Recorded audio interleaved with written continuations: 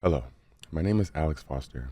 In this video, I'll be discussing the initiative and referendum processes in Arizona, which are two critical components of direct democracy.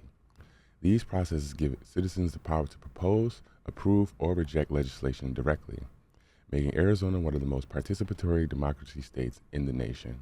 Now, let's begin with some basic definitions. An initiative is a process that allows citizens to propose new laws or constitutional amendments by collecting a sufficient number of petition signatures and placing the measurement on the ballot. A referendum is a process that allows voters to approve or reject laws already enacted by the state legislature. This may happen either through a legislative referendum, where lawmakers refer a measure to the ballot, or through a popular referendum where citizens gather signatures to challenge a law passed by the legislature. Both processes serve as tools to direct democracy, allowing the electorate to have a direct vote in the legislative process. So how are they created? Well, in Arizona, initiatives and referendums follow a structured process. For initiatives, a citizen or a group drafts the proposed measure. They file an application with the Arizona Secretary of State. They must collect signatures from registered voters equal to at least 10% of the voters cast in the most recent jurisdictional election for the statutory initiative, and 15% of the constitutional amendment. If the petition meets all legal requirements and is submitted by the deadline, the initiative appears on the general election ballot. For referendums, there are two types. A legislative referendum occurs when the legislator refers a proposed law or amendment to the voters for approval. A popular referendum allows citizens to challenge a law recently passed by the legislature.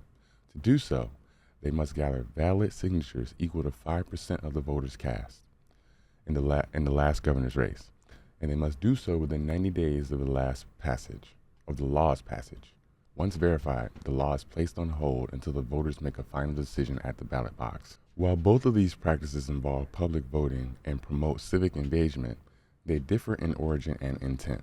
An initiative begins with the people and aims to create a new law or amend the Constitution. A referendum responds to an existing law passed by the legislature and allows voters to accept or reject that law.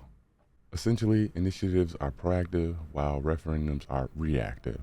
Pros of both initiatives and referendums include empowering citizens to participate in lawmaking, serving as a check on legislative power, providing a mechanism to address issues not taken up by elected officials. However, there are also cons. Complex or confusing ballot language may mislead voters. Wealthy interest groups may fund campaigns influencing outcomes disproportionately.